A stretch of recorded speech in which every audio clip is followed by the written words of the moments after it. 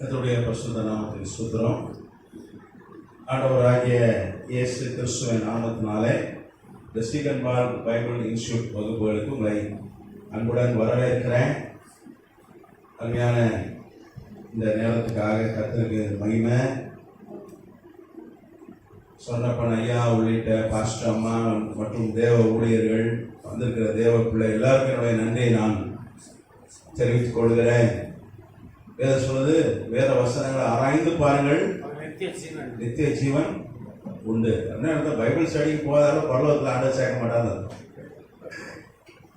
ஆராய்ச்சி பண்ணலன்னா நித்திய ஜீவன் கிடையாது. கர்த்தர் நல்லவர். அல்லேலூயா.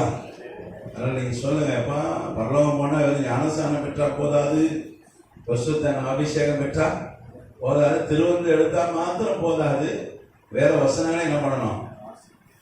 ஆராய்ந்து பாருங்கள், அதில் நித்திய ஜீவன் உண்டாயிருக்கிறது. அல்லேலூயா. அருமையான குட்டி பிள்ளைங்க கேட்டுகிட்டே இருக்காங்க, எப்போ முடிப்பீங்க, எப்போ எங்களுக்கு அவார்டு கொடுப்பீங்க, சர்டிஃபிகேட் கொடுப்பீங்க. அவங்களும் ஆராய்ச்சி பண்ணுறாங்க, அது எழுதுனாங்க. அது ஒரு பெரிய ஒரு மாபெரும் கர்த்தருடைய கிருபை. அதை நம்ம இந்த ஸ்டீகன் பால் பைபிள் இன்ஸ்டிடியூட்ல தான் அதை நான் பார்க்குறேன். ஒரு ஆர்வமாக சின்ன பிள்ளைங்க எழுதுறத கர்த்தர் நல்லவர். நம்ம போன வகுப்பில் தானியேல் தீர்க்கதரிசி புஸ்தகத்தை நம்ம ஆய்வு செய்ய துவங்கினோம். ஒரு சம்மரி எடுத்துட்டு நான் வகுப்புக்கு கடந்து கொள்ள விரும்புகிறேன். நீங்கள் பார்த்தீங்கன்னா தானியேல் தீர்க்கதரிசி 625 கிமுல 625 BC அவன் ராஜ குடும்பத்தில், யூதா தேசத்தில் இருக்க ராஜ குடும்பத்தில் பிறந்தான். அப்போ இஸ்ரேல் தேசம் கிடையாது. அவன் பிறக்கும் போது இஸ்ரேல் தேசம் அழிந்து போய்விட்டது. இஸ்ரேல் தேசம் அழிந்து ஏறக்குறைய 97 வருஷம் கழிச்சு தான் பிறந்தான். 97 வருஷம் கழிச்சு தான் பிறந்தான். ஏன்னா சாலமோன் காலத்து வரைக்கும் தான் இஸ்ரேல் தேசம் ஒன்றாக இருந்தது. அது பிற்பாடு ரெண்டாவது உடைஞ்சிச்சு. சாலமோன் மரிச்சு போன பிறகு ரெகோபயாம் அப்படின்னு ஒரு சாலமோனுடைய மகன் அரசன் ஆன உடனே கர்த்தர் சாலமோன் செய்த பாவத்தின் நிமித்தம் அவன் மன்னிச்சார். பிரசங்கி புஸ்தகத்தை எழுதும்படி கிருபை செய்தார்.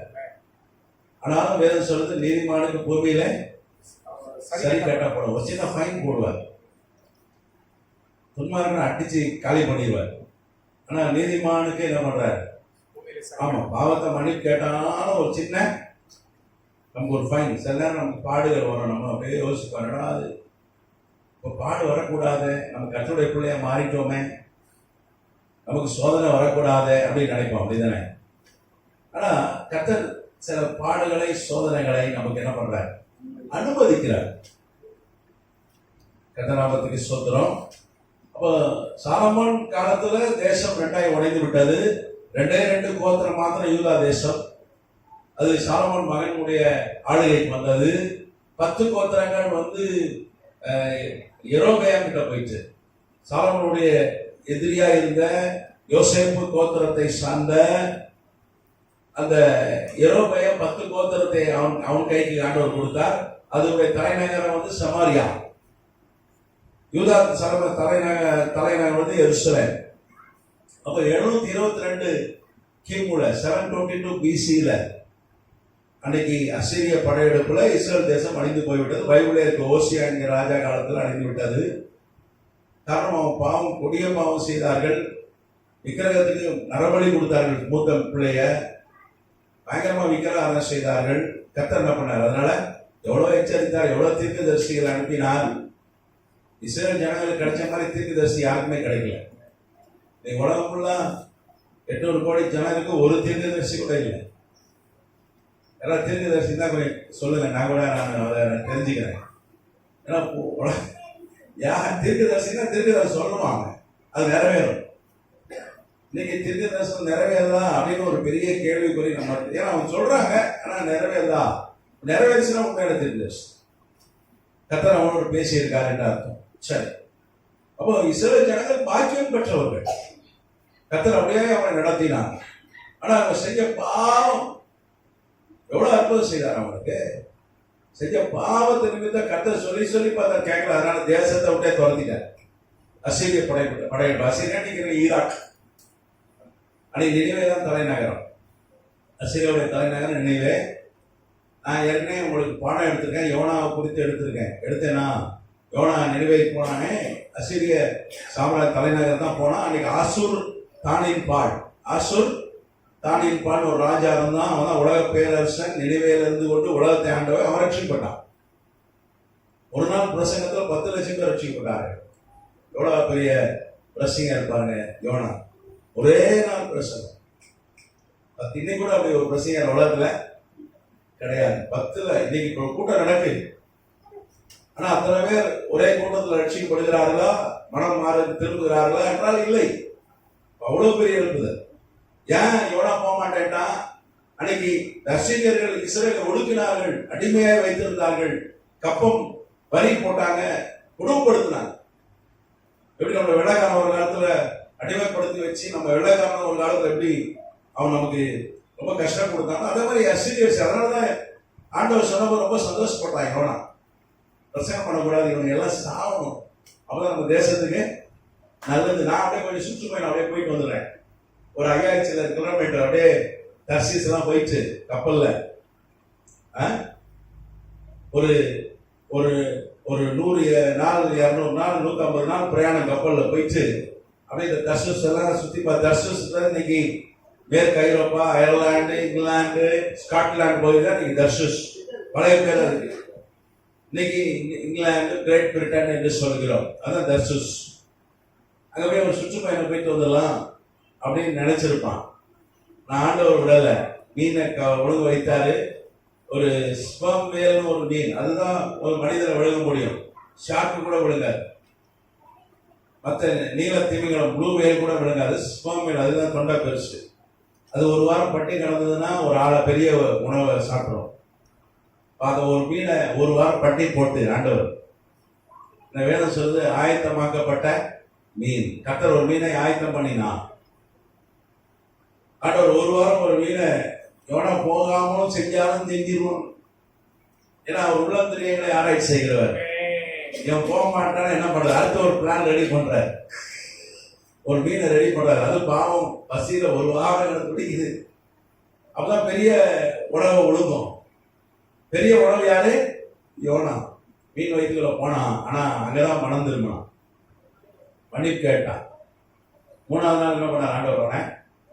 கரையில டைகிரிஸ் நதி, அன்னைக்கு நினைவே பட்டணம் டைகிரிஸ் நதி கரையில இருக்கிற ஒரு பெரிய பட்டணம். எப்படி நம்ம ஆறு கடல்ல கலக்கிற முகம் பார்த்துருக்கீங்களா? அண்ணா அந்த சதுக்கங்கிட்ட வளைவளைவா ஒரு பாலம் இருக்கு, பார்த்துருக்கீங்களா? பீச் ரோடு, காந்தி இங்க அண்ணா சமாதி, எம்ஜிஆர் சமாதி, கலைஞர் சமாதி, ஜெயலலிதா சமாதி எல்லாம் இருக்குல்ல, அது பக்கத்துல நேப்பியர் பாலம் ஒன்று இருக்கு தெரியுமா? ஒரு காலத்துல சென்னைன்னா அதை தான் காட்டுவான். அதையும் எல்ஐசி தான் காட்டுவான். 14 மாடி எல்ஐசி, 11 மாடியா? அன்னைக்கு இன்னைக்கு 58 மேல ஏதோ இருக்கு சென்னையில. பெரம்பூர்ல ஒரு பெரிய கட்டணம் இருக்கிறது, 58 நினைக்கிறேன். ஓயமான்ல யாரோ 100க்கு பிளான் பண்ணியிருக்காங்க, 100க்கு. அப்போ 100 மாடி சீக்கிரம் கிடப்போம். கதநாமத்துக்கு சொத்துரும். சரி, சர்வசாதாரணமா 40 மாடியெல்லாம் கட்டிட்டாங்க. இப்ப கட்டுறதே இவரு 830 தான் கட்டுறான். இன்னைக்கு அப்படி ஆயிடுச்சு. ஒரு காலத்துல சென்னைனா அதான் காட்டுவாங்க, நேப்பியர் பாலம். அது பார்த்தீங்கன்னா கடலுக்குள்ள போய் சேரும், பார்த்தீங்கன்னா கூவும்.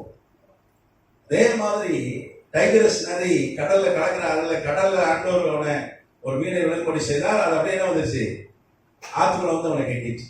எல்லா ஜனங்களும் ஆத்துக்குள்ள வந்து கக்கும் போது எல்லா ஜனங்களும் பார்த்துட்டாங்க. மீன் வயிற்றுல இருந்து ஒருத்தன் வெளியே வந்தது எல்லாம் பார்த்துட்டாங்க. நான் ஏற்கனவே சொல்லியிருக்கேன், 2017 மார்க்விஸ் அப்படின்ற ஒரு ஸ்பெயின் நாட்டு மீனவன். அவன் அப்படிதான் ஒரு வாரத்துக்கு மேல கடலுக்கு போகல, புயல் காற்று, அதனால மழை, அதனால யாரும் போல. இவன் மாத்திரம் போன போது அவன் ஒரு மீன் விழுங்கிச்சு. ஒரு குடிகாரன் மார்க்விஸ். அவன் மனைவி நல்லா ஜெபிக்கிறவா, அப்படியே பெனிலோப், அவன் நல்லா ஜெபிக்கிறான். முதல் சகோதரர்கள் நல்லா ஜெபம் பண்ணுவாங்க. அவன் நல்லா ஜெபிக்கிறவா, மீன் விழுங்கிச்சு. உடனே வரல, போட்ல போனாலே வரல. கரெக்டா? இப்போ நம்ம இங்க நம்ம உலகத்துல 4வது வல்லரசு நம்ம தான்.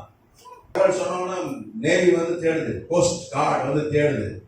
தேடும் போது ஒரு பெரிய மீன் வயிற்றுக்குள்ள ஒருத்தன் வந்து விழுந்தான். அவன் யாரு? மீன் கக்கிட்டவன. அது லைவா அவங்களே கண்ணால பார்த்தார்கள். கோஸ்டல் கார்டு பத்திரிகைலாம் வந்தது, டெலிவிஷன்லாம் வந்தது. அப்புறம் அவனை கொண்டு ஆஸ்பத்திரியில் சேர்த்தாங்க. உடம்பெல்லாம் நாத்தம், மீன் வயிற்றுல கிடந்தாங்க, அவ்வளோ நாத்தம். அப்புறம் ஆஸ்பத்திரியில் கொண்டு சேர்த்து ஏற்று நல்லா பேசினா. அவனை கேட்டாங்க, நான் 3 நாள் இருந்தேன். என்ன பண்ண 3 நாளும் மணி கேட்டு ஜாப் பண்ண. ஏசப்பா இந்த யோனாவை காப்பாத்தி விட்டீங்க, அந்த மாதிரி எப்படியும் காப்பாத்தி விட்டாங்க. அங்கதான் நான் திருந்திட்டேன். நான் குடியார போய் அங்க போய் தான் என்ன பண்றான், மீன் உழுதுன தான் திருந்துறான். அவன் மனைவி நல்லா ஜெபிக்கிறவா, அதனால கத்த என்ன பண்ணார். அதுக்கப்புறம் மனைவி சொன்னா, நான் ஜாப் பண்ணேன், கத்தரேன் புருஷனை எப்படி யோனாவை 3 நாள் கழிச்சு மீன் வயிற்றுல காப்பாத்தினா என்ன காப்பாத்தினான்னு சொல்லி டெலிவிஷன் எல்லாத்தையும் நியூஸ் போட்டான். நீங்க யூடியூப்ல கூட தேடலாம்.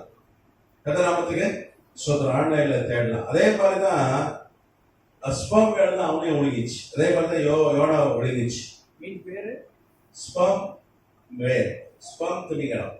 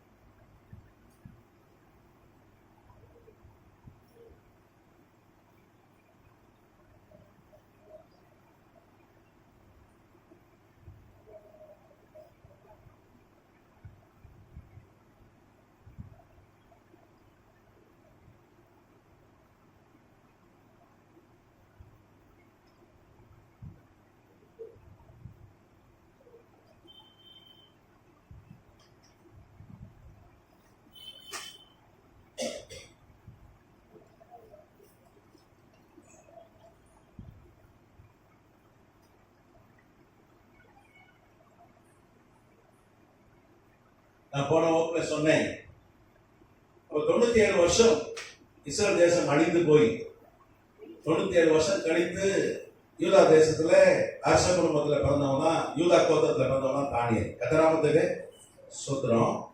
நீங்க பாத்தீங்கன்னா தானியல் அவன் பிறக்கும் போது யோசியான ஒரு ராஜா இருந்தான். நீங்க பைபிள்ல பாத்தீங்கன்னா யோசியா மாதிரி ஒரு பக்தியான ராஜா யாருமே இல்லை. அவன் பஸ்காவை அனுசரிச்சான் பாருங்க. அவனை மாதிரி சாமுவேல் தீர்க்கதரிசி காலத்துல இருந்து யாருமே அது மாதிரி ஒரு பஸ்காவை அனுசரித்ததே இல்லை. தாவீது கூட ஒரு பஸ்காவை கொண்டாடல, சாலமோன் கூட ஒரு பஸ்கா கொண்டாடல. அப்படியா ஒரு எழுப்புதல் அவன் காலத்துல உண்டாச்சு. கத்தநாமத்துக்கு சோத்திரம். நீங்க பாத்தீங்கன்னா அவன் பிறக்கும் போது யோசியாக்கிற நல்ல ஒரு ராஜா இருந்தான், நல்ல பக்தியான ராஜா இருந்தான், கர்த்தருக்காக வைராக்கியம் பாராட்டுகிறவனா இருந்தான். அன்னைக்கு 2 தீர்க்கதரிசிகள் தாங்க. ஒரு தீர்க்கதரிசி பேரு எரேமியா, இன்னொரு தீர்க்கதரிசி பேரு உல்தாள். உல்தா கேள்விப்பட்டீங்களா? உல்தா தீர்க்கதரிசி. ஒரு 2 தீர்க்கதரிசிகள் ஒரு சென்னை கூட அளவு கூட கிடையாது. யூதா தேசம் சின்னது. இஸ்ரேலே தமிழ்நாட்டுக்கு 10% தான், 10ல் 1 தான். அதுலயும் ஒரு 10ல் 1 தான் யூதா. கரெக்டா? அப்போ ஒரு சின்ன ஒரு பட்டண சைஸ் தான், சென்னை சைஸ் வச்சுக்கீங்களேன் யூதா. ஆனா அதுல எத்தனை தீர்க்கதரிசிகள் இருந்தார்கள்? 2 தீர்க்கதரிசிகள் இருந்தாங்க. அதுவும் சாதாரண தீர்க்கதரிசி. எரேமியா எப்பேற்பட்ட தீர்க்கதரிசி, உல்தால் எப்பேற்பட்ட தீர்க்கதரிசி. உல்தா புருஷன் தான் ஆண்டவர் உயிரோடு எழுப்பினார். இந்த எலிசாவோட எலும்பு பட்டு ஒரு ஆள் உயிரோடு எழுந்தான் தெரியுமா? அது உல்தா புருஷன். உல்தாவுடைய கணவன் கர்த்தர் உயிரோடு எழுப்பினார். அவர் வளமையான தீர்க்கதரிசி. எரேமியா வளமையான தீர்க்கதரிசி, ஒரு பெரிய தீர்க்கதரிசி. பைபிள்ல எரேமியா தீர்க்கதரிசன புத்தகம் நீங்க வாசிங்கன்னா அவ்வளவு இதா இருக்கும். அப்ப இவர்கள் அந்த யூதா தேசத்துல இருந்தார்கள். அவர்களுடைய ஊழியத்தை கண்டு வளர்ந்தவன் தான் தானியேல். அப்ப கர்த்தர் பாருங்க, யூதாவை நன்றாக ஆசீர்வதித்தார். நல்ல செழிப்பு இருந்தது, பிரச்சனை இல்லை. போன வகுப்புல நம்ம இதெல்லாம் பார்த்தோம். 16 வயசு வரைக்கும் பிரச்சனை இல்லை. 16வது வயதுல யோசியா ஒரு தப்பு செய்யறான், வலிய சண்டை போறான். யார் கூட? எகிப்து கூட வலிய சண்டை. அவன் அனுமதி கேட்கிறான். ஏன்னா எகிப்தும் யூதாவும் பக்கம் பக்கம். அவன் அசீரியாவோட சண்டைக்கு போறான். படையெடுத்து போகிறார். இது வழியே தான் போய் ஆகணும், வேற வழி இல்லை. இது வழியே தான் போய் ஆகணும். இப்போ நம்ம இங்கேருந்து போறோம், நம்ம மெரினா பீச்சுக்கு போனா எப்படி போய் ஆகணும்? ஒண்ணு அப்படி சுத்தி போனா ரொம்ப சுத்து, ஷார்ட்டா போனா தொலைநூல் வழியா தான் போய் ஆகணும். கரெக்டா? ஒரு திருவாரூர் வழியா போய் ஆகணும். அதே மாதிரி அவன் யூதா தேசத்தின் எல்லை வழியா தான் போய் ஆகணும். அதனால அவன் அனுமதிக்கிறான், நான் எல்லை வழியா போறப்பா, உனக்கு நான் என்ன பண்ண போறேன், எந்த தொந்தரவும். ஆனா இவன் என்ன பண்ணிட்டான், போருக்கு போயிட்டான். நீ வந்தீங்கன்னா சண்டை போடுவேன். அவன் சொன்னான், நம்ம கர்த்தர் சொல்றாருயா, நீக்கோ பேர், நீக்கோ 2, நீக்கோ 2, அந்த பார்வன் பேர் ஃபேரோ. அந்த ஃபேரோ என்று சொல்லுவோம் இங்கிலீஷ்ல. நீக்கோ போன வகுப்புல எழுதி போட்டேன். அந்த நீக்கோ ஒரு யுத்தத்துக்கு போனா அந்த யுத்தத்திலே தோற்று போனான். காரணம், கர்த்தருடைய சித்தத்தை செய்யவில்லை. கர்த்தருடைய சித்தத்துக்கு எதிராக என்ன பண்ணான், செயல்பட்டான். நீ கர்த்தருடைய சித்தத்துக்கு எதிராக போகும்போது ஆபத்து உண்டு. நம்ம சுய சித்தத்துல செஞ்சோம்னா ஆபத்து. நம்ம பொதுவாக எப்படி செய்வோம் தெரியுமா, நம்மளே ஒரு பிளான் போட்டு நம்மளே ஒரு மேப்பை போட்டு போயிடுவோம். இன்னைக்கு ஆண்டவரே நான் என்ன செய்யணும்னு என்னைக்கா கேட்டுக்கோமா. காலையில தூங்கி எழுந்தோன்னு முதல்ல என்ன பண்ணணும் தெரியுமா, ஸ்தோத்திரம் பண்ணணும், ஜெபம் பண்ணணும், அப்புறம் கேட்கணும், ஆண்டவரே நீங்க நான் என்ன செய்யணும், எங்க போகணும், யாரை பார்க்கணும், என்ன பேசணும், என்ன சமைக்கணும், சமைக்கிறத கூட கேட்கணும். சின்ன சின்ன விஷயத்து கூட கருத்து என்ன பண்ணுவார், நம்மோட பேசுவார். சின்ன சின்ன விஷயம், நீங்க பைபிள்லாம் பாருங்க, சின்ன சின்ன விஷயம்லாம் பேசியிருக்காரு. நம்ம இஷ்டப்போட செய்வோம், அப்புறம் தோல்வி வந்துடும், பிரச்சனை வந்துடும். அப்புறம் ஆண்டவரே என்ன ஆண்டவரே, நான் அப்படி பிள்ளை எனக்கு இப்படி வருது அப்படின்னு கேட்போம். நம்ம செய்யறதான் முட்டாள்தனமா இருக்கும். நீங்க டெய்லி காலையில ஆண்டவர்கிட்ட கேளுங்க, நம்மள பேசலையா, என்கிட்ட பேசுறதே இல்லை ஆண்டவர், ஏன் எப்படி பேசுவாரு? நீங்க என்னைக்கே கேட்டீங்களா, நான் இதை எதை செய்யணும், எப்படி செய்யணும், எங்க போகணும்? ஒரு ஊருக்கு போறீங்களா, இது எப்படி போகணும் ஆண்டவர், ட்ரெயின்ல போகணுமா, பஸ்ல போகணுமா, இல்லை கார்ல போகணுமா, எப்படி போகணும் நீ கேட்கணும். அப்ப கரெக்டான வழியில போறது கரெக்டா என்ன பண்ணுவார், உதவி செய்வார். அப்படிதானே? பிரச்சனை போகும், அவருக்கு கேட்கணும். ஒரு துணி எடுக்க போறீங்கன்னா, ஆண்டவரை என்ன துணி எடுக்க, என்ன கலர் எடுக்க, கரெக்டா? ஆண்டவர் தவிர எல்லாத்தையும் கேட்பாங்க. துணி எடுக்கும் போது பார்த்துருக்கீங்கன்னா, இது நல்லா இருக்கான்னு சொல்லி ஆண்டவரை தவிர்த்து எல்லாருக்கிட்டையும் நம்ம கேட்போம். அது பொதுவாக சகோதரிமார்கள் 2 பேர்கிட்ட தான் காட்ட மாட்டாங்க. முதல்ல ஆண்டவர்கிட்ட சொல்றதே இல்லை. சின்ன விஷயம்னா கூட ஆண்டவர்கிட்ட சொல்லணும். யோசியா ஆண்டோடைய வழி நடத்தலை அவன் என்ன பண்ணல, அஸ்டேக் பண்ணினான். அதனாலதான் அவன் சொல்லப்படுகிறான். அதனுடைய கர்த்தருடைய திட்டமா இருந்தது. நீ பாத்தீங்கன்னா இஸ்ரேல் வரலாறுல யோசியா சென்ற போது அழுத மாதிரி யாருமே அழுல. நீங்க சகரியா 14 சொல்லுது, யோசியா காலத்துல ஏற்பட்ட அந்த புலம்பல், அழுகை, துக்கம் மாதிரி ஒரு துக்கம் ஏற்படும் என்று வேதம் சொல்லுது. கர்த்தநாமத்துக்கு ஸ்தோத்திரம். எப்போ 1000 வருஷம் அரசாட்சிக்கு ஆண்டவர் இறங்கி வருவார், அப்போ எல்லாம் பார்ப்பான் அவன். அப்போ பெரிய துக்கம், எல்லாம் அழுதான். அப்ப 16 வயசு தானியேல். இந்த போர்ல அவன் தோத்ததுனால, யோசியா கொல்லப்பட்டதுனால, எகிப்து ஜெயிச்சதுனால தேசத்தை பிடிச்சிடுறாங்க. அந்நியர் வந்து என்ன பண்றாங்க, தேசத்தை பிடிக்கிறாங்க. ஒரு அந்நியர் வந்து தேசத்தை பிடிச்சிட்டா அடுத்தவன் என்ன செய்வான், அவன் வரி போடுவான், பொருளாதார பிரச்சனை வரும். 2வது என்னது, அவனுடைய மதத்தை கொண்டு வந்து என்ன பண்ணுவான், திணிப்பான்.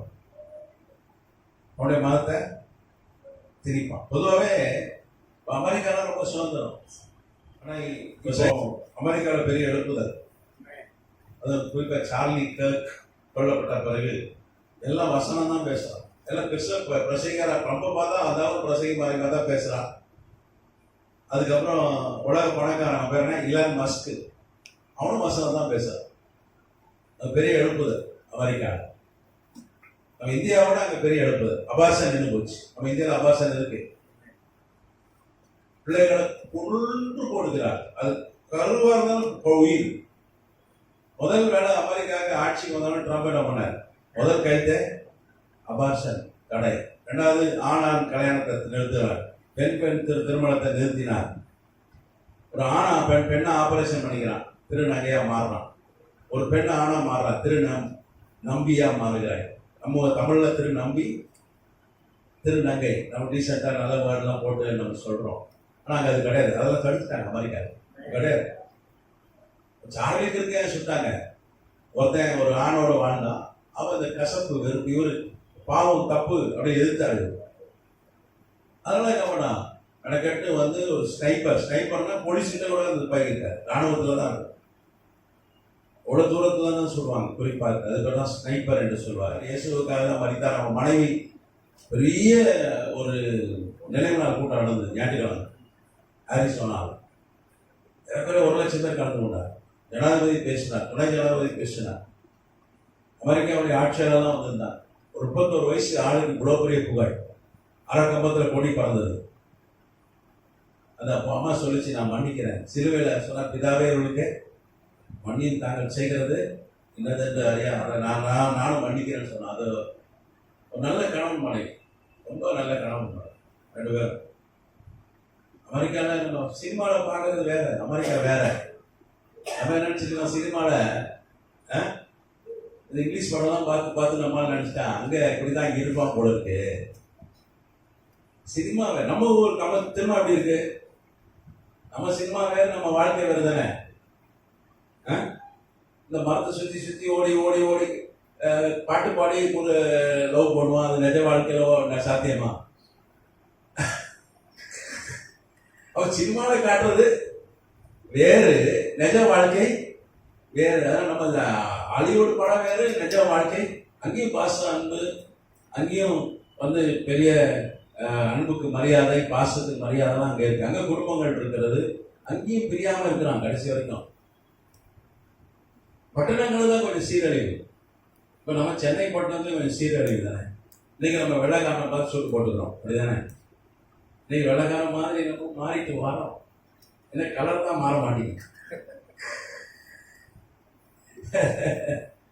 சரி, அப்போ 16 வயசுல ஒரு பெரிய ஆபத்து வருகிறது. 16 வயசுல சாலமோன், ஏன்னா ராஜவம்சத்தை சார்ந்தவன். முதல் பிரச்சனை யாருக்கு வரும்? அரண்மனையில் இருக்கிறவங்க தான் வரும், பொதுமக்கள் கூட வர.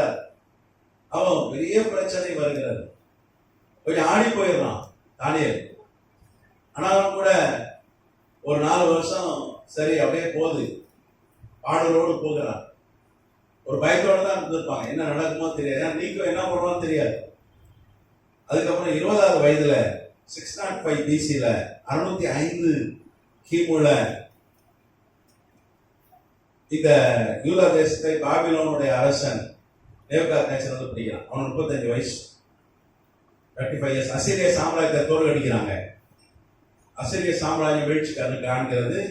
நேபுகாத்நேச்சர் தலைமையில பாபிலோன் தேசம் எழுப்புகிறது, வல்லரசா. ஒரு காலகட்டத்தில் ஒரு வல்லரசு இருந்திருக்கிறது. பாபிலோன் எழுப்புன்னு சொல்லி ஏசாயா தீர்க்கதரிசி புத்தகத்தில் தீர்க்கதரிசனம் இருக்கு. பைபிள் எல்லாமே சொல்லப்பட்டிருக்கு. உலக ராஜ்யங்கள் குறித்து என்னென்ன சொல்லப்பட்டதோ அப்படியே நிறைவேறிருக்கு.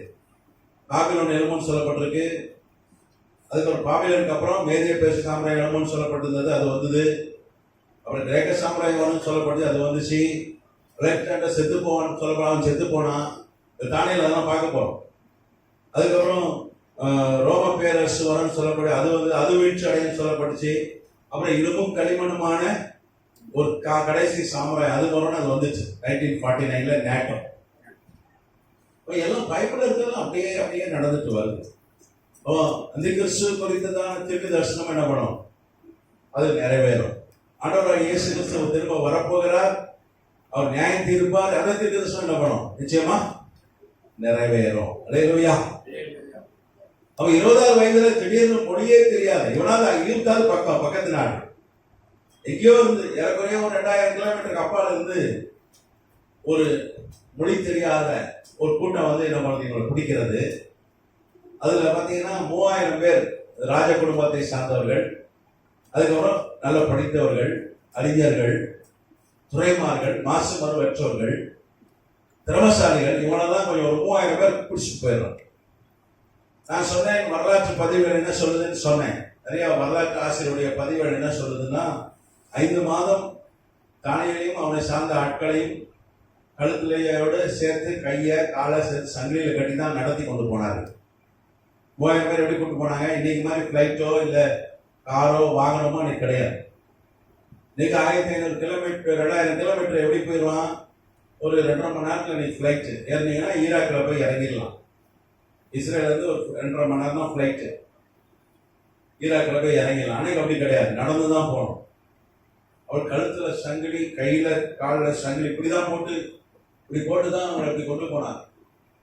இந்த ஆடு மாடோட மோசமான நிலை கொண்டு போனாங்க. ஒரு 5 மாதங்கள் கொடிய பாடு. தானியல் வாழ்க்கையில பாத்தீங்கன்னா 16 வயசுல ஆரம்பித்த பாடுகள் 20 வயசுல உச்சகட்டத்துக்கு போய் 5 மாசம் என்ன நடக்குன்னே தெரியாது. ஏன்னா சங்கிலி போட்டு கட்டி கொண்டு போறான். என்ன பண்ணுவானே தெரியாது, மொழியும் தெரியாது. மொழி தெரிஞ்சாலும் கேட்டுக்கலாம், அவன் பேசுறத விட்டு கேட்கலாம். அவன் என்ன பேசுறான்? அராமிக் மொழி பேசுகிறான். அராமிக் மொழி பேசுகிறார்கள். இவங்க என்ன மொழி பேசுறாங்க? எபிரேய மொழி பேசுகிறார்கள். ஒண்ணும் புரியல, என்ன செய்வானே தெரியல. அதுக்கப்புறம் போன போதுதான் கர்த்தர் என்ன பண்றார்? மனை இறங்குறார். தானியேலையும் அவங்களையும் என்ன பண்ற? அரண்மனையில ராஜா என்ன பண்றான்? தங்க வைக்கிறான். அல்லேலூயா. ராஜா சாப்பிடுற சாப்பாடு அவங்களுக்கு கொடுக்கிறான். கர்த்தர் நாமத்துக்கு ஸ்தோத்திரம். அப்ப அங்க போய் தான் தானியேலை கர்த்தர் உயர்த்துகிறார். அப்போ தானியேலை ஏன் புதிதாக வச்சு உயர்த்திருக்கலாமே?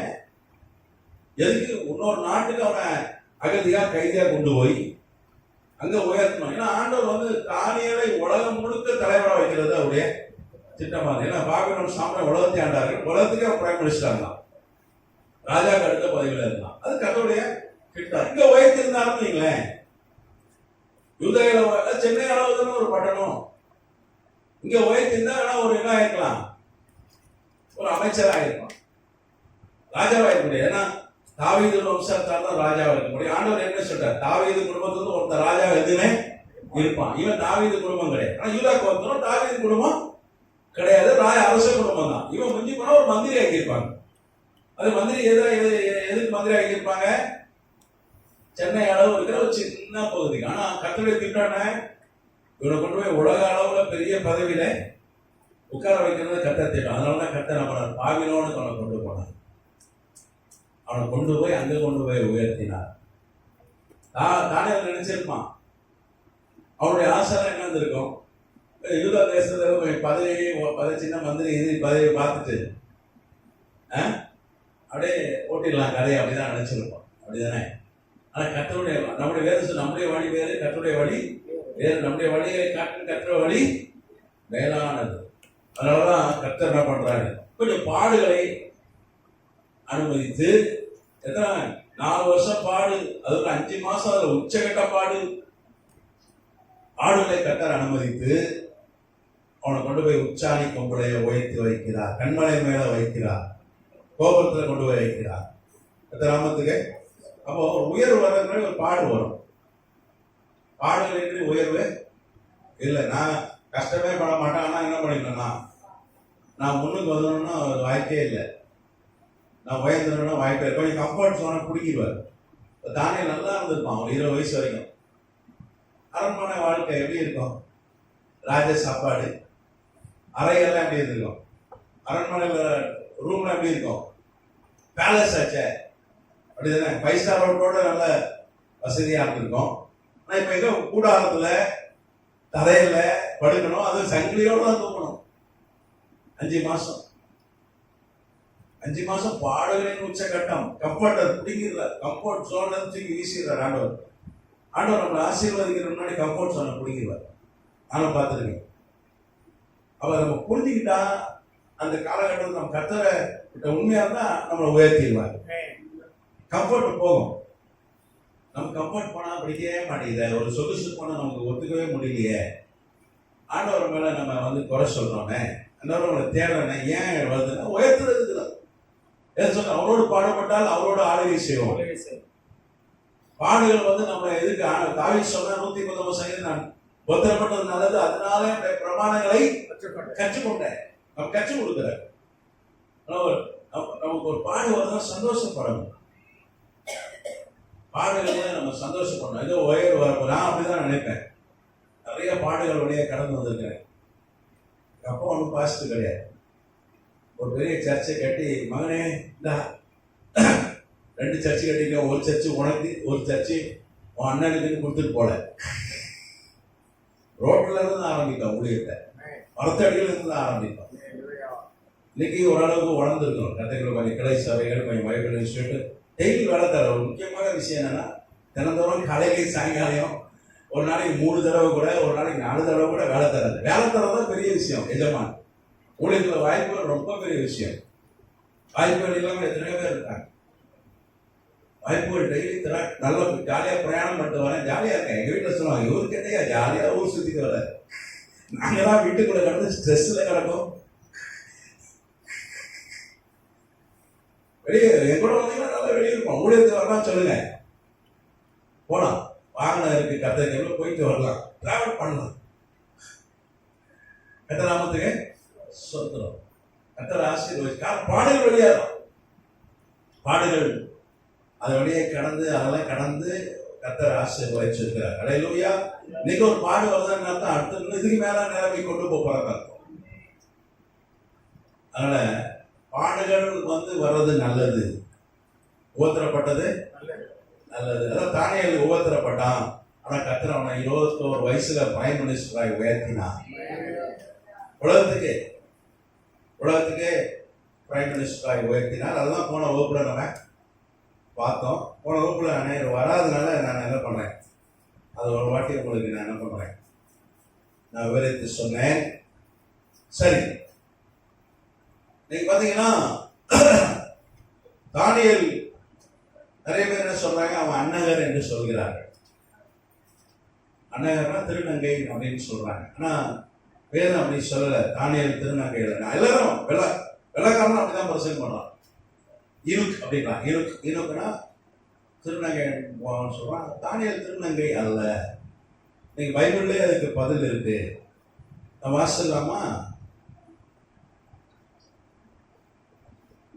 நான் ஏற்கனவே சொன்னேன், தானியேலை பாபிலோனிலிருந்து பிடித்து கொண்டு போனார்கள் என்று சொன்னேன். அது வரலாற்றையும் இருக்கு, பைபிளையும் இருக்கு. எல்லாத்துக்கும் மேல தொல்லியல் துறை ஆய்வுகள் அதை சொல்லுது. நீங்க பாத்தீங்கன்னா நிபோ சாசெக்கின் டேப்லெட்னு ஒரு கல்வெட்டு இருக்கு.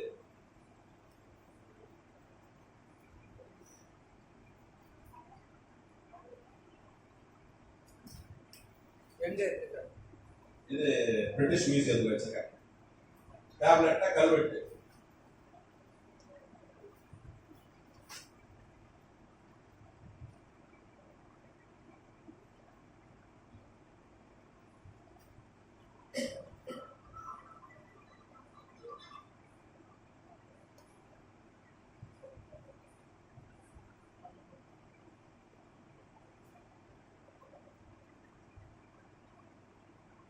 பாத்தீங்கன்னா 2007 தான் கண்டுபிடிச்சாங்க.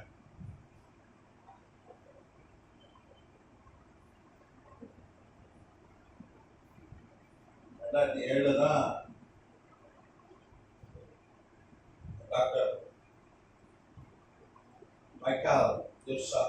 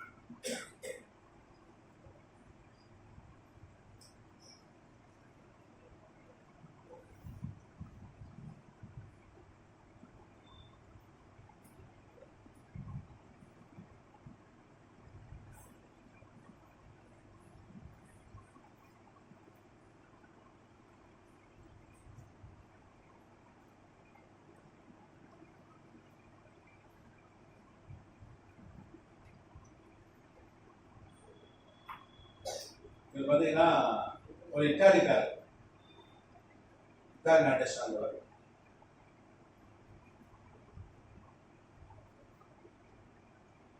இவர் தான் இவருடைய கண்டுபிடிப்பு தான், இவர் தான் அதை கண்டுபிடித்தார்.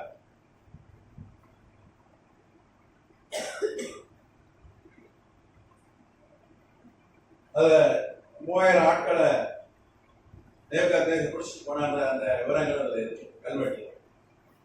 இந்த கல்வெட்டுல இருக்கு. அந்த கல்வெட்டு எங்க இருக்குன்னா பிரிட்டிஷ் மியூசியத்துல இருக்கு.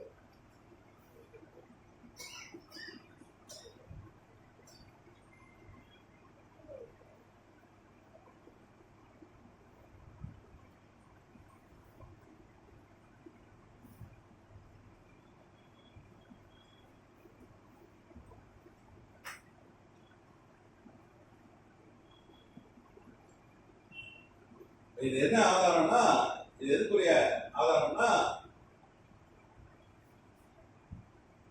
தானியேலும் அவருடைய நண்பர்களும் பாபில் வந்து சிறைப்பிடித்து யூதா தேசத்துல சிறைப்பிடித்து கொண்டு போகப்பட்டார்கள். அந்த கல்வெட்டு ஆதாரம். சரி, நம்ம ஒரு வசனத்தை வாசிச்சோம்னா,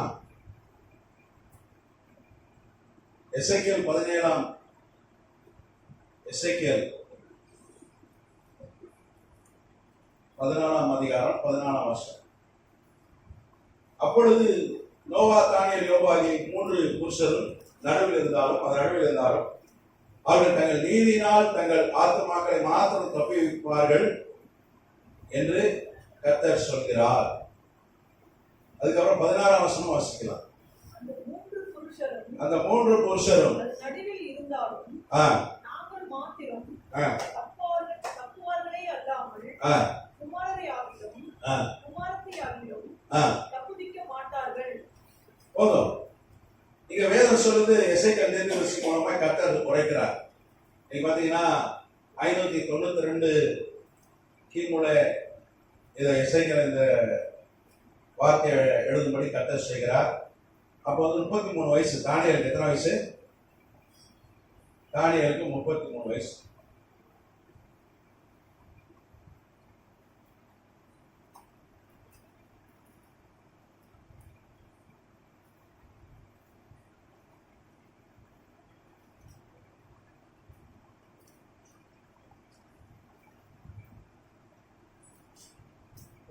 வயது. 33 வயது தானியேலை குறித்து எசேக்கியேல் எழுதினான். நீங்க வந்து எசேக்கியேலும் அந்த 3000 பேர் பிடித்து கொண்டு போகப்பட்டார்கள், சிறைப்பிடித்து.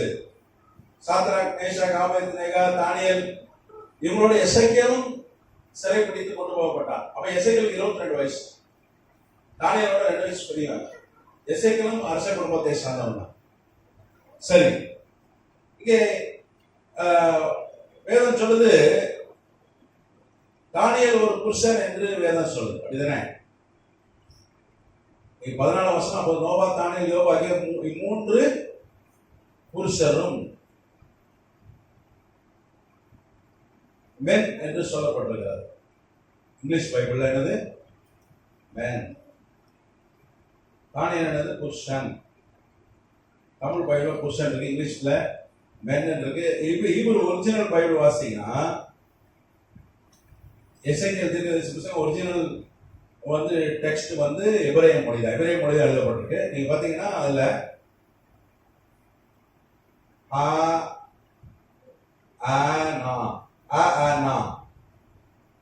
சின்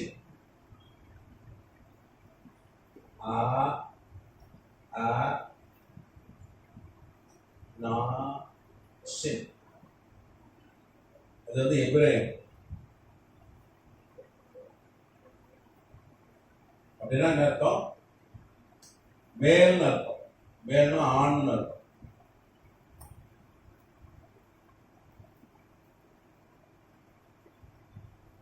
மேல்னு அர்த்தம். நீங்க பாருங்க, எபிரேய பைபிள்ல வந்து ஈனுக், அதாவது திருநங்கைக்கு என்ன பேர் போட்டிருக்குன்னா ஈனுக்குன்னா ஈனுக்கு நம்ம தமிழ் பைபிள் ஈனுக்கு என்ன வார்த்தை சொல்லப்பட்டிருக்கு? அண்ணகர். சரி, நம்ம இங்கிலீஷ் பைபிள் ஈனுக் அப்படின்னு இருக்கு.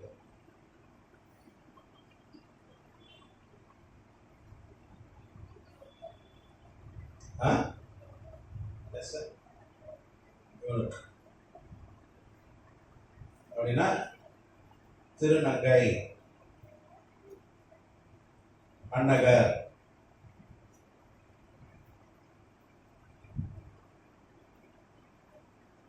அதுக்கு என்ன வார்த்தை பயன்படுத்தப்படுதுன்னா எபிரேய சொல் பார்த்தீங்கன்னா லா ச ரிசின். லாசரீசும்.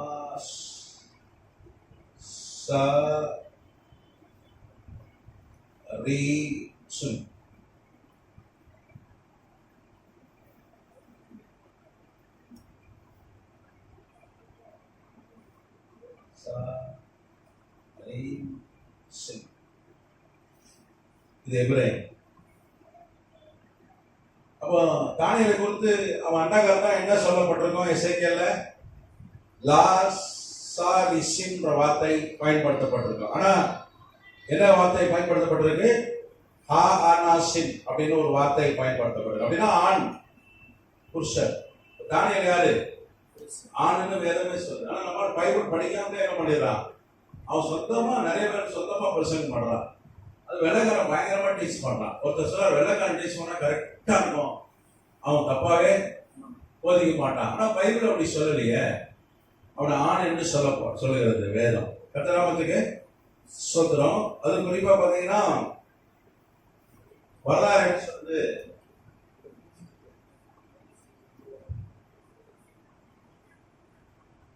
தானியேலுடைய மனைவி பேரும் வரலாற்றுல இருக்கு.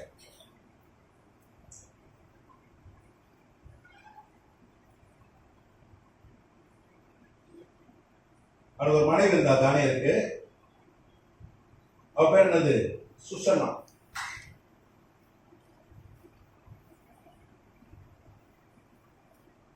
இங்கிலீஷ்ல பாத்தீங்கன்னா சுசான்.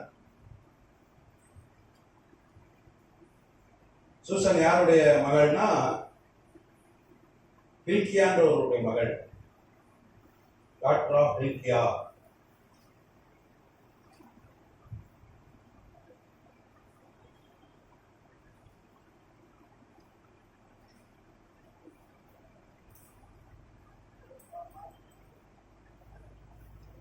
ஹில்கியா ஒரு ஆசாரி, ஒரு லேவி கோத்திரத்தை சார்ந்தவர்.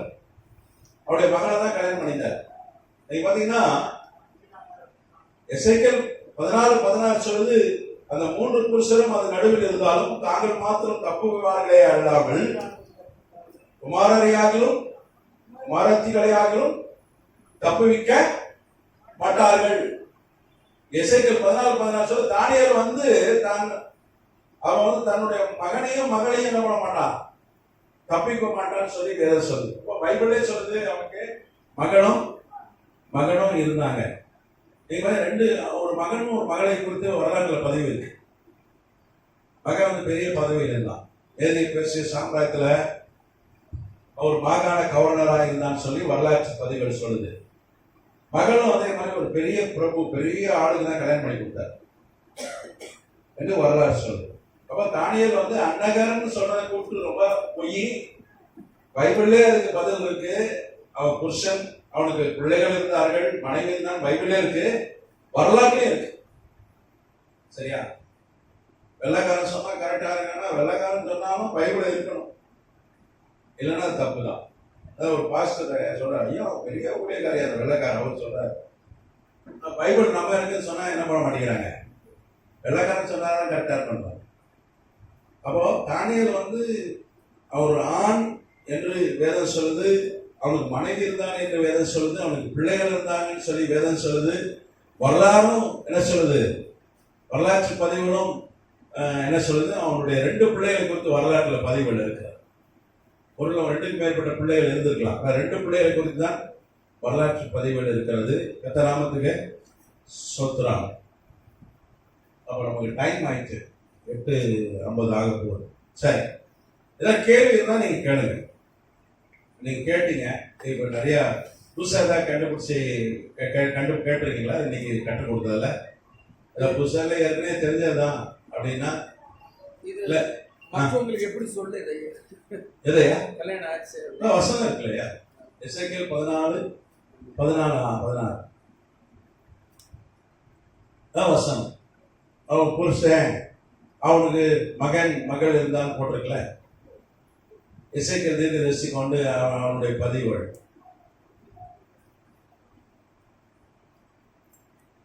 வேற அகர்வாலன்ஸ் அவங்க எல்லாம் அகழ்வாராய்ச்சியிலே அதான் வரலாற்று பதிவுகளும் சொல்லுது. இப்போ தானியேலுடைய வரலாறு வந்து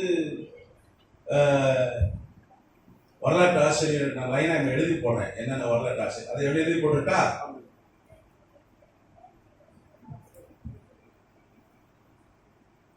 இப்போ இதை நம்ம சொன்னா அந்திகிறிஸ்துன்னு சொல்லுவாங்க. பைபிள் இருக்கிறதையா அவன் இருந்தாலும் படிச்சா ஐயா, நம்ம தமிழ் பைபிள்ல புருஷன் இருக்கு, ஆண்னு இருக்கு, குமாரன் குமாரத்தின் இருக்கு, தமிழ் பைபிள் இருக்க, அன்னகர்னு இல்லைல்ல. எதுக்கு தமிழ் பைபிள் சொல்றது ரைட்டா, அதுல டிரான்ஸ்லேஷன் இருக்கான்னு நம்ம ஒரிஜினலுக்கே போயிட்டோம். அதுவும் அதான் சொல்லுது ரைட்டா.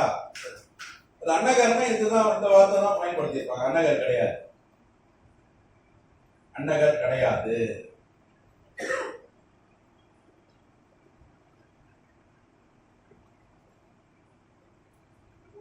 நான் வரலாற்று ஆசிரியருடைய பேர்லாம் நான் சொல்றேன். அல் பலாதூரி ஒரு புகழ்பெற்ற வரலாற்று ஆசிரியர். இவர் தானியல் வரலாறு எழுதியிருக்கிறார். அல் பலாதூரி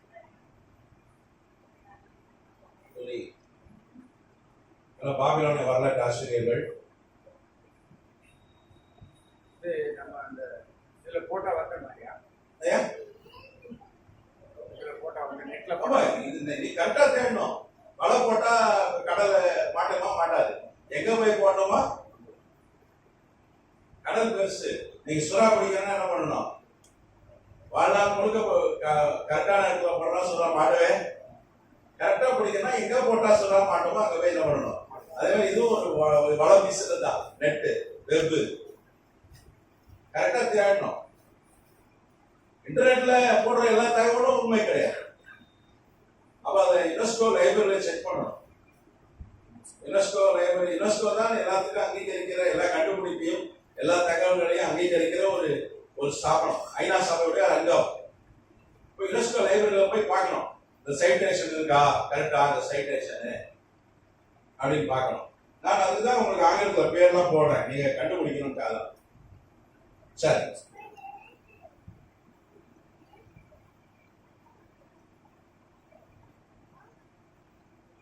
அதுக்கப்புறம் அல்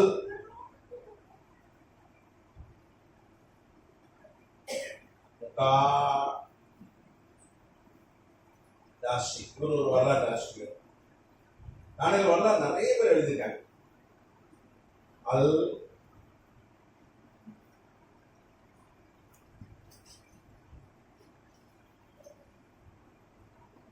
தாசி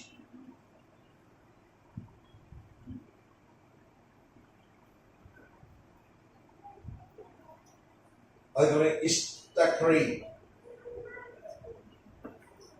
இதெல்லாம் வரலாற்று ஆசிரியர் நான் எழுதுறதுதான்.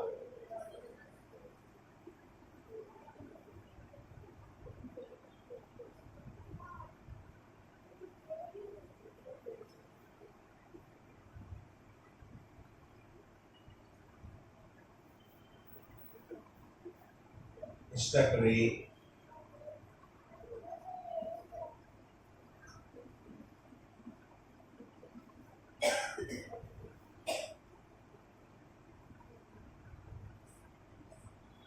அதுக்கப்புறம் இபின் ஹவாட்.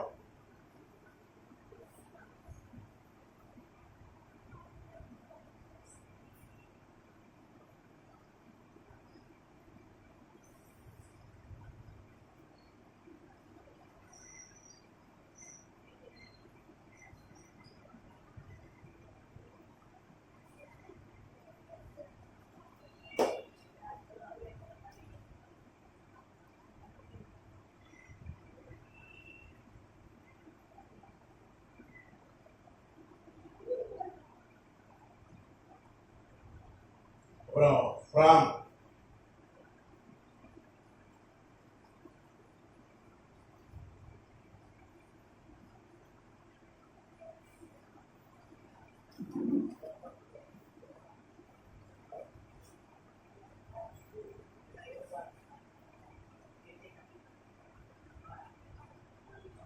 அப்புறம் காலின், ஜான் காலின்.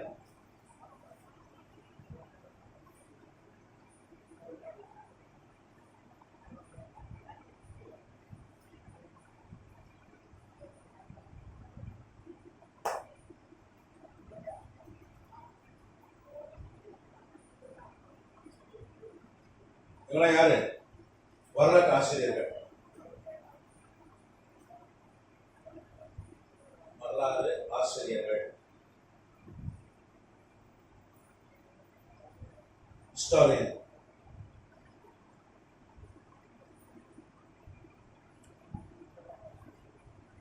இந்த வரலாறு, இவங்களுடைய வரலாறு எல்லாம் வந்து தானியல் குறித்து பதிவுகள் இருக்கிறது. சரி, எழுதுகிறீங்களா? இது சென்னையில யாருக்கும் தெரியுமா ஐயா? சென்னையில யாருமே இல்லையா வரலாற்று ஆசிரியர்? எல்லாம் அவங்க அந்த காலத்து வரலாற்று ஆசிரியர். இல்ல, இங்க சென்னை ஐயா, வரலாறு படித்தவனுக்கு தெரியும். இந்த அசிரிய வரலாறு, பாபிலோனிய வரலாறு ஆசிரியர்களுக்கு தெரியும். அதில் ஆய்வு செய்யலாம் பாருங்க. இது கொஞ்சம் மெனக்கிடணும். இது நமக்கு ஆண்டவர் பேரோட நமக்கு கொடுக்கப்படும். நாமே பைபிள்ல இருக்கு அவன் ஆண் மகன். எசேக்கியேல் 14:14 அவன் பிள்ளையார் போட்டுருக்கு. நம்ம என்ன சொல்றான்? ஒரு அண்ணகன்றான். ஏன்னா பாவி அயோக்கிய பயல ஒரு ஆம்பளை பிள்ளைய கல்யாணம் ஆகி பிள்ளையில இருந்த ஒரு தானியல் என்ன சொல்லிட்டானுங்க மானுங்க? இதான் சொல்லிட்டானுங்க. நான் பாவி பயல. அப்படிதான் எனக்கு அப்படிதான் சொல்லி கொடுத்தாங்க பைபிள் காலத்துல. அப்படிதான் சொல்லி கொடுத்தாங்க பைபிள் காலத்துல. அப்படி அல்ல. பைபிள்லயே விட இருக்கு. வரலாற்று தொல்லியல் துறை எல்லாமே இருக்கு. சரி, இவ்வளவு எத்தனை வரலாற்று ஆசிரியர் வரலாறு எழுதியிருக்காங்க? அல் பலாதுரி, அல் முகாடாஷி, இஷ்ட்கரி, இபின் ஹாவ்கல், பிராஹம், ஜான் காலேஜ். சரி, இன்னும் கூட இருக்கு வரலாறு. நான் எழுதல. அவர் எல்லாம் அந்த தம்பி மாதிரிலாம் கோச்சிப்பாங்க, சின்ன தம்பிங்க. என்னடா இவரு இவ்வளவு எழுதி போட்டார, எப்படி எழுதுறது? சரி ஐயா, முடிச்சிடலாம். வேற ஏதாவது கேள்வி இருக்கா? ஏன் ஆங்கிலத்தில் எழுதுனா நீங்களும் அதை பண்ணிக்கலாம். நீங்க ஆங்கிலம் தெரிஞ்சா நீங்க வலைத்தளத்துல தேடிக்கணும். நீங்க யாருக்காவதுப்பா இந்தாப்பா நீ தேடிக்க, அவன் தேடி அவன் பண்ணிடுவான். ஆமா, இருக்கிறது தான் நம்ம கொடுக்கணும். சரி.